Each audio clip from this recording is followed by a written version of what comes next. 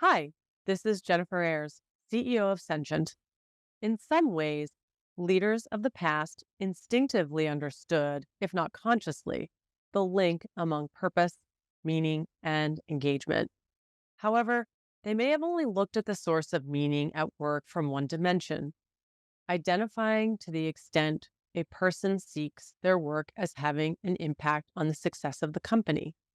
While this is indeed a powerful source of purpose for many, well intended people leaders may often struggle to make relevant meaning connection if it's not clearly evident in the nature of the work itself. For example, what if your people do routine manual labor and meaning is just as motivating for these roles, and we certainly want them to be engaged to perform?